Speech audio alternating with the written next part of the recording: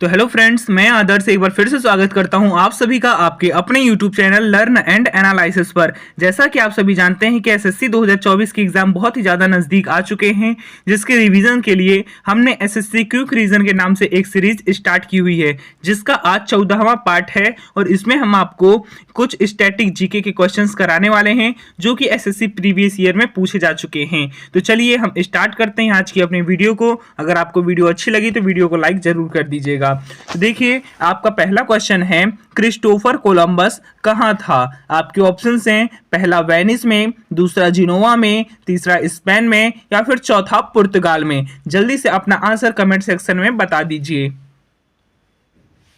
तो देखिए, इसका जो आपका सही जवाब है वो है आपका ऑप्शन नंबर दूसरा, यानी कि जिनोवा में। क्रिस्टोफर कोलंबस जिनोवा में स्थित था। चलते हैं अपने दूसरे क्वेश्चन पर, और आपका दूसरा क्वेश्चन है, हस्तक्षेप नीति का अर्थ क्या है? आपके ऑप्शन हैं, पहला निष्पक्ष विधि, दूसरा व्यापार पर नियंत्रण, तीसरा कुछ प्रतिबंधों का हट जाना, या फिर चौथा इनमें से कोई भी नहीं।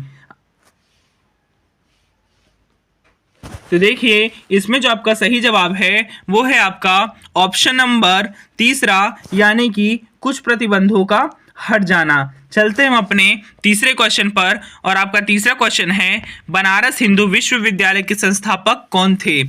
आपके ऑप्शंस हैं, पहला राजश्री पुरुषोत्तम दास टंडन, दूसरा डॉक्टर एस राधाकृष्णन, तीसरा मदन मोहन मालवीय, या फिर चौथा स्वामी विवेकानंद। अपना आंसर बताइए।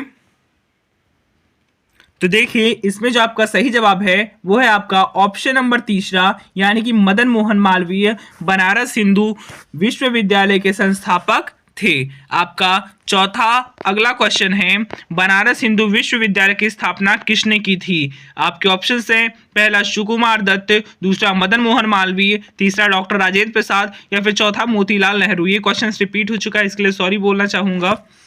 इसका जो आंसर था वो क्या था? मदन मोहन मालवीय। ओके, बनारस हिंदू विश्वविद्यालय की स्थापना, यानी कि जो बीएचयू है उसकी स्थापना मदन मोहन मालवीय ने की थी। चलते हैं अपने अगले क्वेश्चन पर, और आपका आज का पांचवा क्वेश्चन है, लाल बहादुर शास्त्री जी का जन्म किस वर्ष हुआ था? आपके ऑप्शंस हैं, 1904 में, 1905 में, 1908 में, या फिर 1906 में।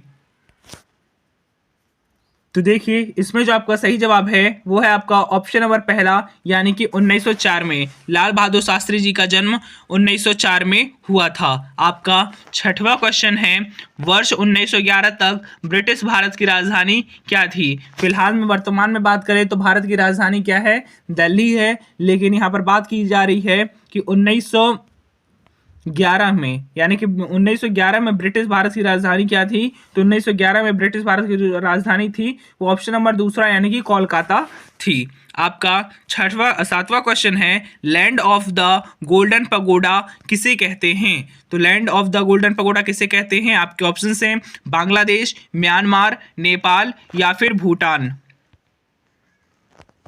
तो देखिए, इसमें जो आपका सही जवाब है वो है आपका ऑप्शन नंबर दूसरा, यानी कि म्यांमार। ठीक है ना? Land of the golden pagoda किसे कहते हैं? म्यांमार को कहते हैं। आपका आठवां क्वेश्चन है, सर्वोदय की अवधारणा के संस्थापक कौन थे? जो सर्वोदय है उसकी अवधारणा के संस्थापक कौन थे? आपके ऑप्शन हैं, पहला महात्मा गांधी, दूसरा जयप्रकाश नारायण, तीसरा विनोबा भावे, या फिर चौथा केजी मुसरूवाला।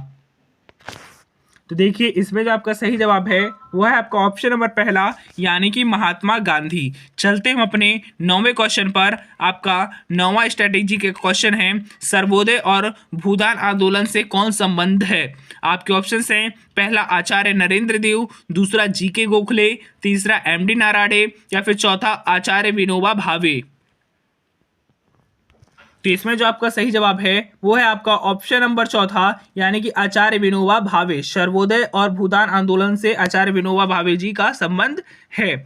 आपका 10वां क्वेश्चन है, स्वतंत्र भारत के प्रथम अध्यक्ष कौन थे? आपके ऑप्शंस हैं, पहला श्रीमती सरोजनी नायडू, दूसरा फ्रैंक एंथोनी, तीसरा केएम मुंशी, या फिर चौथा जेबी मावलंकर। तो इसमें जो आपका सही जवाब है वो है आपका ऑप्शन नंबर चौथा, यानी कि जेबी मावलंकर। ओके, दोस्तों ऐसे करके हमारे आज के 10 क्वेश्चन पूरे होते हैं। हम कल फिर मिलेंगे इसी जीके की एक नई सीरीज के साथ, जो कि एसएससी 2024 के लिए बहुत ही ज़्यादा इंपॉर्टेंट होने वाली है, क्योंकि सारे क्वेश्चन ही प्रीवियस ईयर के हैं। हम कल फिर मिलेंगे, तब तक के लिए धन्यवाद।